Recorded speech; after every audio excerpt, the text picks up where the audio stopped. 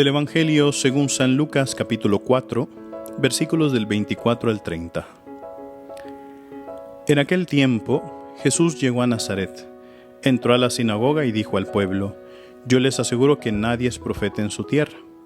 Había ciertamente en Israel muchas viudas en los tiempos de Elías, cuando faltó la lluvia durante 3 años y medio, y hubo un hambre terrible en todo el país. Sin embargo, a ninguna de ellas fue enviado Elías, sino a una viuda que vivía en Sarepta, ciudad de Sidón. Había muchos leprosos en Israel en tiempos del profeta Eliseo. Sin embargo, ninguno de ellos fue curado, sino Naamán, que era de Siria. Al oír esto, todos los que estaban en la sinagoga se llenaron de ira, y levantándose lo sacaron de la ciudad.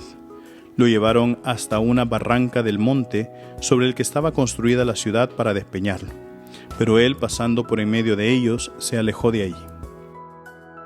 Palabra del Señor.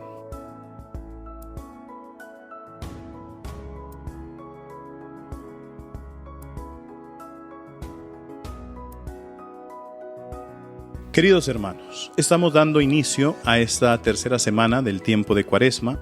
El día de ayer, que celebrábamos aquel tercer domingo de Cuaresma, leíamos un episodio del Evangelio que pocas veces nosotros reflexionamos sobre la ira de Jesús.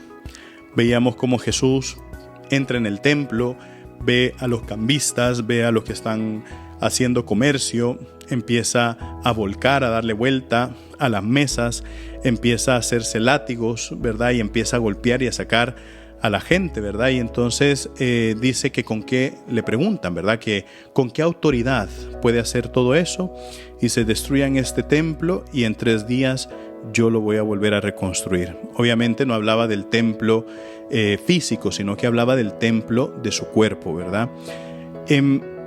Yo me encontré con una cita de Santo Tomás de Aquino que decía algo bien interesante, porque lo que me llamó la atención fue que salía Jesús haciendo un acto violento, y entonces me llamó mucho pues la imagen que veía, porque veíamos a Jesús cumpliendo un gesto violento, y entonces aparecía la cita o la frase de Santo Tomás de Aquino que hablaba sobre el dejar pasar ciertos actos con la tolerancia o la sobrepaciencia, o tener demasiada tolerancia frente a las cosas que uno sabe que no debería dejar pasar, ¿verdad? Entonces decía, la ira a veces es válida, porque si nosotros dejamos pasar circunstancias que no son correctas, entonces lo que estamos haciendo es que estamos motivando a los otros a que sigan haciendo esas cosas malas.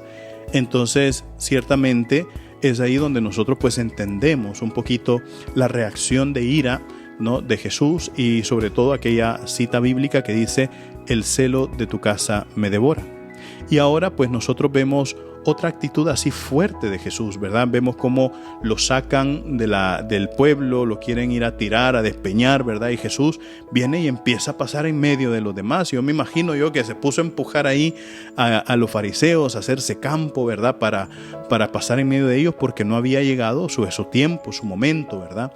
Pero es interesante que a veces nosotros no nos ponemos a pensar en la fuerza física de Jesús, ¿verdad? Pensamos muchas veces que Jesús resolvía todo simple y sencillamente así con una sonrisa, ¿verdad? Con una gracia particular, ¿verdad? Pero nosotros vemos ayer pues estuvo golpeándose con los comerciantes, ahora se estuvo empujando con los fariseos, ¿verdad? Entonces Jesucristo también tenía esa fuerza física que lo manifestaba, ¿verdad? Y muchas veces, queridos hermanos, no es malo hacer eso, no es malo digamos, tener esas reacciones, no, sino que muchas veces esas reacciones lo que nos ayuda es un poquito a martillar el mensaje que el Señor quiere darnos.